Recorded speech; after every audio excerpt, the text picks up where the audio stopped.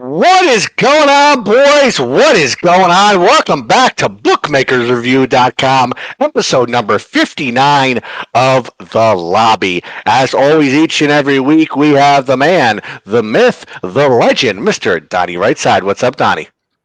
Who's not watching Little Masters right now? And actually, as we're taping, it is Tiger Woods about to tee off here. Actually, he did tee off here. Had a very nice drive to start. I love Masters Week. I'm not a huge golf fan. I'm not a huge golf handicapper, but I think everybody gets a little bit involved in Masters Week. Couple of bets here to cheer on and have some fun with. But it's a good time of year. Finally starting to warm up here in the Northeast. Let's get some of the spring weather here. 60s, 70s, 80s. I'm ready for it, boys. I'm out to Vegas, Donnie. It's 80, 85, sunny. It's beautiful. Yeah. Oh, I need that. Speaking of Masters Week, speaking of Tiger Woods, Donnie, do you think there's any truth if you don't have sex, you play better golf? Yeah, I always say, like, again, women weaken legs is what they always said in the Rocky movie. So maybe there's something to it. And if he does play well in round one, hey, look, man, maybe we're looking at that new kind of life for Tiger Woods. All right. Sammy, you a golfer? Any truth to that? Yeah, I don't really know. I'm not at the level to abstain from sex to hope that my game gets any better. There is something to be said about, high school wrestling and sometimes releasing a load just to relieve some stress. Wow. It's almost like that, before you go on a first date, you're supposed to kind of rub one out before you go on your first date. Really? You haven't heard that strategy before? No, I haven't. Oh, that's definitely. I saw what he did there. I haven't been on the first dates for the record. Yeah, it might have been a while for you, but hey, that's a good thing that you're married and that you're happy. So right, exactly. The forum can definitely talk about. Does anyone release before a first date? Definitely a topic for debate there. JD, I'd love your opinion on this. I'm sure JDS is going to chime in here. But moving on, Pipe. What's up, Piper? What's going on, guys? Just looking forward to these remaining games. There's not many. Today there was 5 games in baseball, I think. Yeah, definitely a short card, unfortunately. And the man with everything short, Mr. Sam's in charge. What's up, Sammy? Bobby, just looking at you made my hair just kind of rise up, if you know what I mean. But yeah, just coming back from Austin, 85 degrees in Austin. It was a beautiful weekend. Right. How was the trip? I got the most hungover I've ever been in my entire life, and that says something. Wow. I was hungover until 4 o'clock the next day. That's how bad the hangover was. But I had an absolute great weekend. I did all the touristy stuff. I did, went kayaking, got some taco trucks, got some food trucks, got some authentic Texas barbecue. Nice. Went out to the Capitol in Austin, went to the Capitol building. The wedding was phenomenal. My cousin and his husband are both doctors, so it was a very rich wedding. We had a nice private balcony view from the 15th floor looking out on the skyline of Austin on Friday night. Open bar, and the whiskeys were flowing this weekend. So I had a great weekend. It's always good seeing family and friends, especially family members you don't see maybe once a year. But, man, my personality fits well in a social situation where I'm able to kind of move the room and go all over the place, dance a little, talk a little, get the heart-to-hearts in there a little bit, and I definitely had a weekend. So my hangover on Saturday was completely worth it to have the night and the day that I had on Friday. But I definitely know for myself, I am not a West Coast South person. I enjoy the weather of the Northeast. Although it is cold, I cannot do 80, 90, 100 degrees all year round. I enjoyed the 85 degrees in April, but I do enjoy the 60 degrees of upstate New York. So it was the whiskeys that gave you that bad hangover, Sam? Were you mixing? Were you drinking them straight? I started off drinking 2 old fashions, and then I was just like, that's how I broke my nose with them old fashions. And then I just went to straight Woodford Reserve neat doubles, and I drank about 6 of them. And that was after the old fashions, and I just had a night. It was no throwing up, but definitely worth it. Again, the hangover's worth it for the night that I was able to have with my family and the day overall. So it was a good weekend. There you go. Very nice. Very nice. Well, let's jump right into it, Sammy. I see you have a little caption there. The Knicks clinched the playoffs. Let's talk some NBA. What do you got on the hardwood for us today? Yeah, so exciting weekend coming up in the NBA. We're down to the final 2 to 3 games for the regular season. The Knicks are in a battle between anywhere between the 2 and the 6 seed. It's 2.5 games that separate the 2 and the 6. The Knicks are a game and a half back of the second place Milwaukee Bucks, who just lost Giannis for the rest of the regular season, potentially for the playoffs. That's a big blow right there for them. It was a non-contact injury, so definitely hoping for the best for Giannis, and obviously that MVP caliber Bucks team that's hoping to compete for another NBA title. Someone's got to compete with Boston that's got a 15-game lead, but if not Milwaukee, maybe the Knicks. The Knicks, I do think, have a favorable matchup in that first round. I have talked about the potential of them going into that second round or the East Coast if they have enough to beat a team like Boston in 4 out of 7. They did lose Julius Randle for the rest of the year, but they haven't played with him for the last couple months. There's a lot of heart in New York. There's a lot of hype, so I'm definitely excited for the playoffs. And we should have a home series at least for that first round. Just for tonight, I do like the Knicks in Boston to go under that 17. Boston is playing at home, and they're actually only a 1.5 point favorite. But I do like, so that is a potential preview of the East Coast. But I do like the under in that game, and I do like New Orleans and the Kings also on the under to stay under 215.5. But starting on Tuesday, we're 5 days away from the play-in series to start, and by next Friday, next Saturday, we're into playoff basketball, just like we're getting into playoff hockey next week as well. So a very exciting time for a lot of the average NBA fans that don't watch day to day, myself included. I definitely follow playoff basketball. A lot of series betting. I do like future series betting as well, which we'll talk about on next week's show. So Knicks make the playoffs. Sam, are you going to try to get out to a game? So unfortunately, I won't be able to get out to Madison Square Garden for a game, especially because the schedule is laid out. But I like to have a couple months in advance. I actually did just get Yankee tickets for next month. Nice. May 19th. Home to the White Sox. We're sitting section 121, right behind home plate. A little. Oh, sweet! And the tickets were only $280 a pop. That's not bad.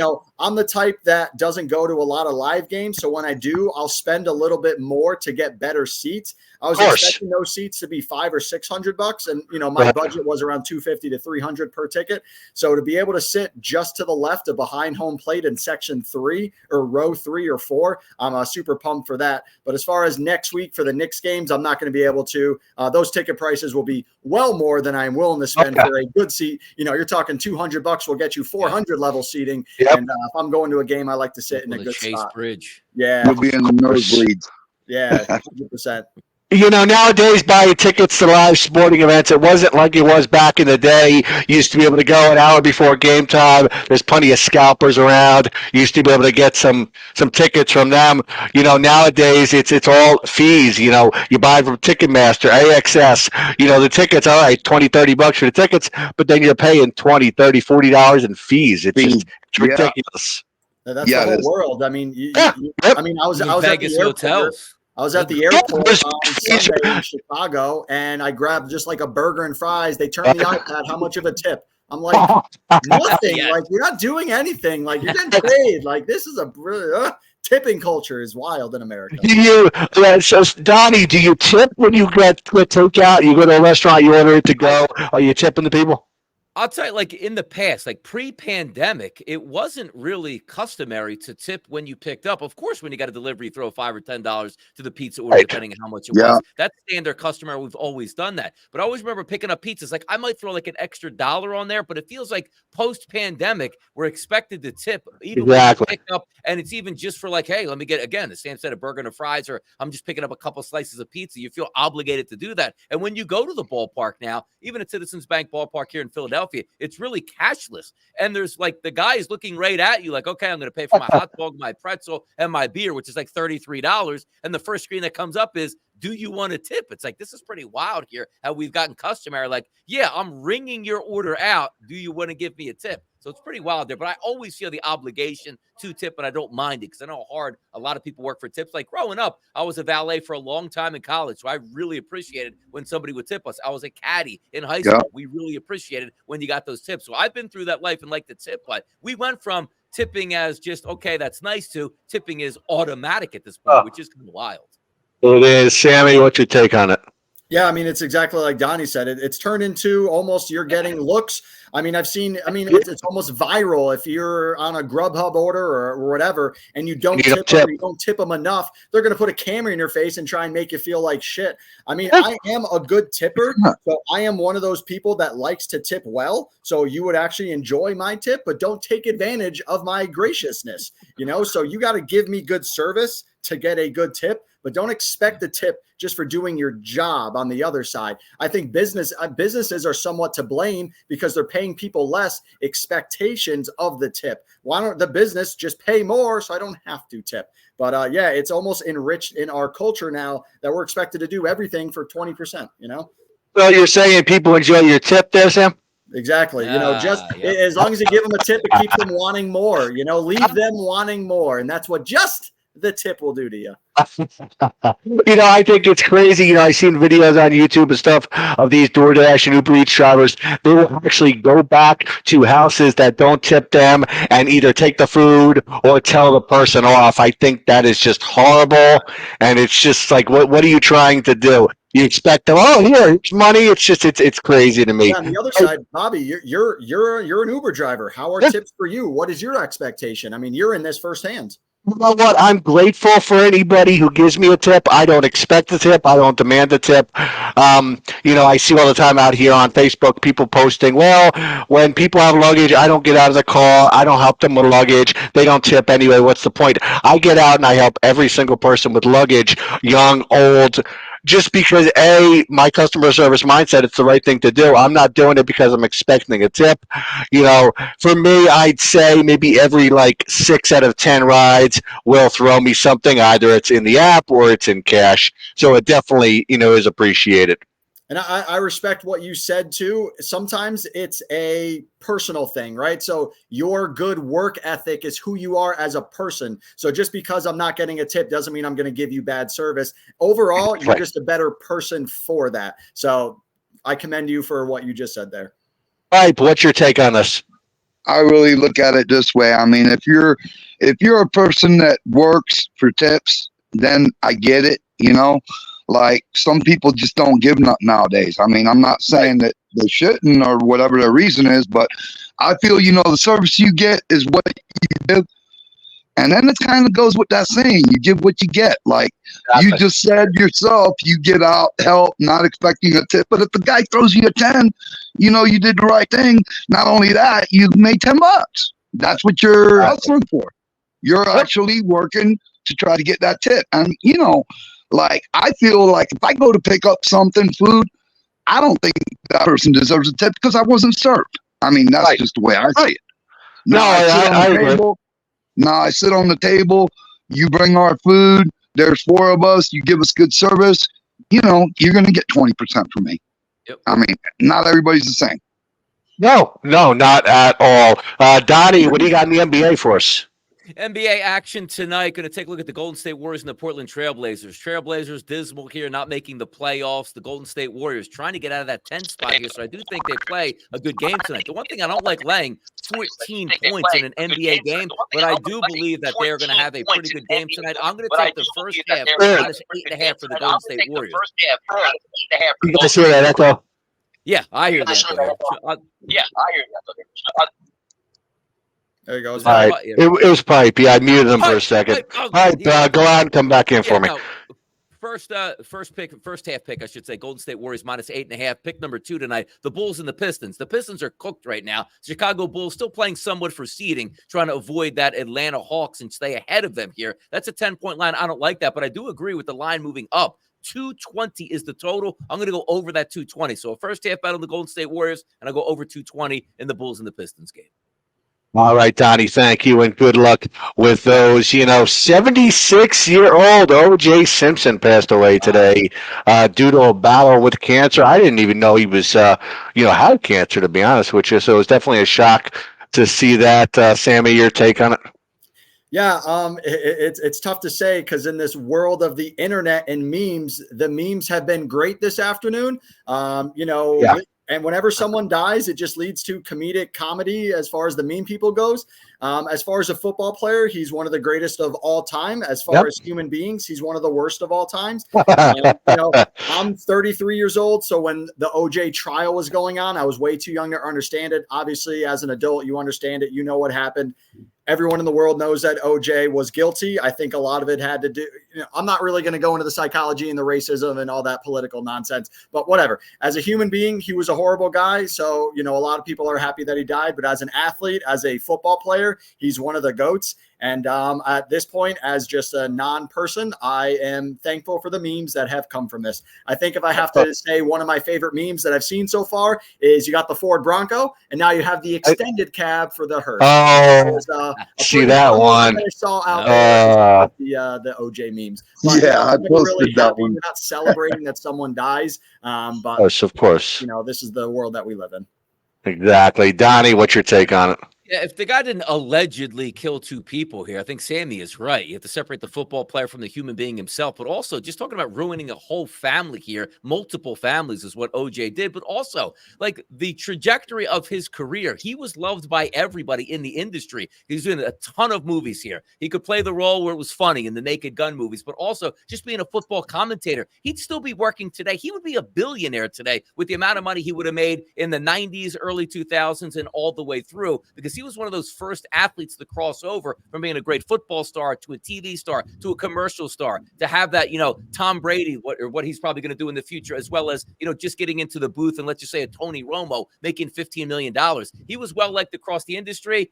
And then he ruined it all in the early 90s there, as we know, everything that happened that took place. It's wild. I was looking at it overall, and Bobby's the same way as me. Like, I had no idea he was sick at all. It caught me by surprise this morning. It was like, oh, yeah, he had cancer. I wasn't really following up on O.J. Simpson. I also asked the question, like, oh, he was pretty young. Like, I had no idea. He didn't look like he was close to 80 years old either. So things happen for a reason at this point, but just absolutely crazy that O.J. Simpson, the life he lived, my goodness, man. Sheesh. Really? Pipe? What? Yeah, Sam. Another thing to say, unfortunately, because of that case, the Kardashian-Jenner family is now famous. So we could also blame OJ for making, Kim Kardashian, the whole Jenner family famous because of that fucking trial right there, too. So way to go, OJ. You made the Kardashians.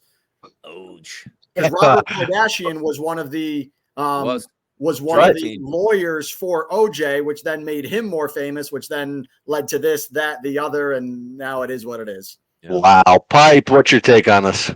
I mean, on the end, we all look at it from the outside in, and we all can assume that he did it. He got away with it. You got to remember another thing. He robbed some of his memorabilia in Vegas right there where you're at. And, that was kind of like a get back. What goes around comes around. He tried to get some of his stuff back. They got him for robbery, and he did some time there, but obviously not a long time. But hey, you do bad, you're going to get bad, man. Exactly. 100% good way to sum it up. Donnie, what do you got on the baseball diamond for us? I know some games already got underway, but what do you got? Very limited card today, and also a lot of rainy issues here. Hopefully these April showers clear out of here quickly and we don't have these issues to deal with a couple games down. But I do look at that Philadelphia Phillies game that's going to start at 6:40 p.m. Eastern tonight. The total is 9. It's going to be rainy all night in Philadelphia. Let's just say the game does play. 14 to 15 mile-an-hour winds blowing out to left field in a small ballpark. 2 pitchers that you can get some knocks off, 2 bullpens that might be able to struggle in this environment. I'll go over the 9 in this spot tonight if that game does play. But again, rainy conditions in Philadelphia. But anytime the wind's blowing out, sometimes you got to take advantage of that.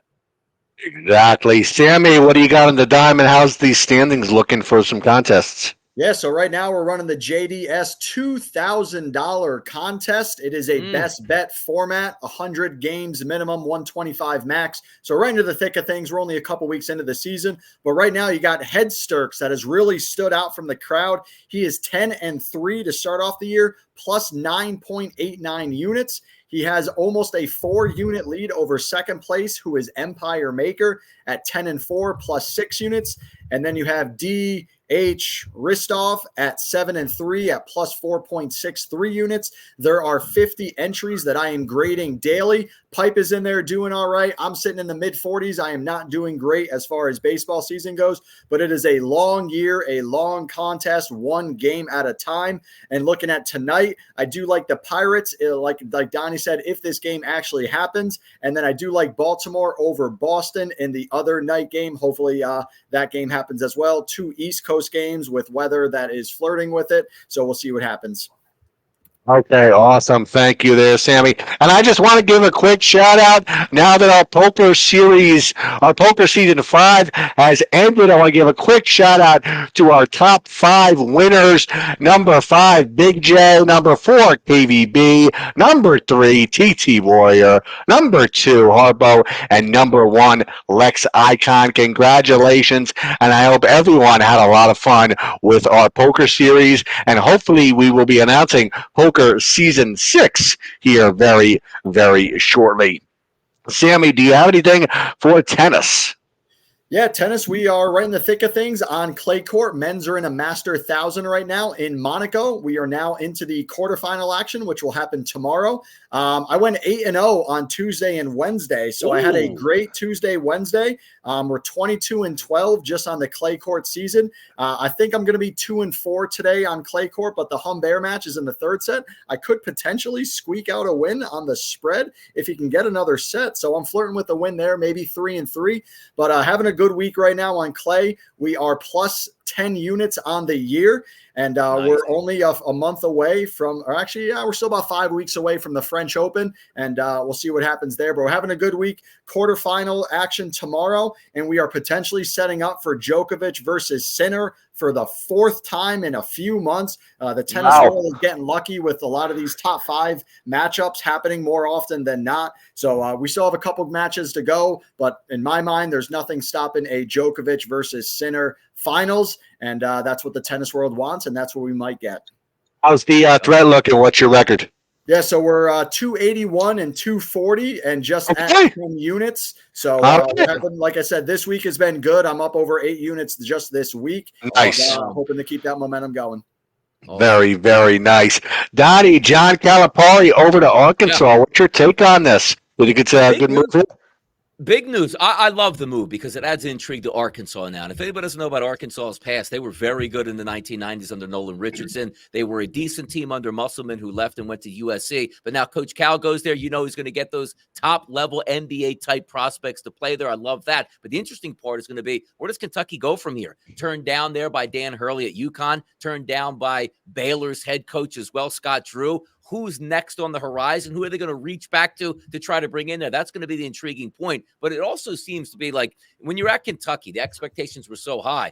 Cal was very good there. 4 Final Fours, 1 final. You expected more, but still we brought you a national championship. Just the struggles over the past couple of years in the NCAA tournament. I'm interested to see where Kentucky goes, but I love the move for Arkansas. Adds intrigue, keeps them in the SEC. That means those rivalries will still be there. That's good stuff.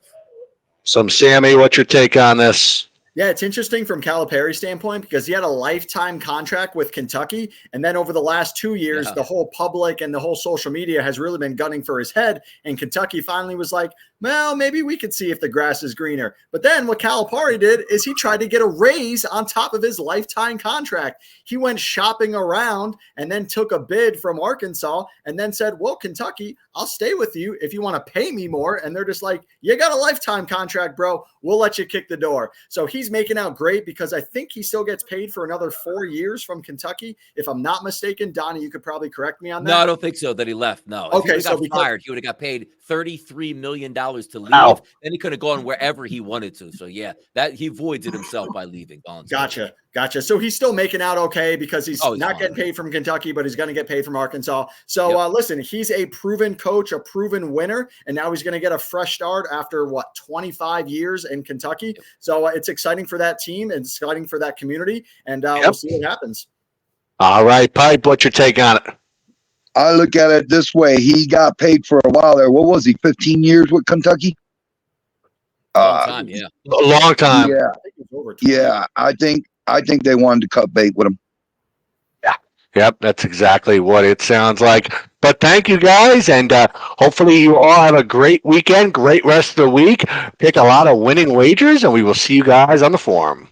See ya. Later.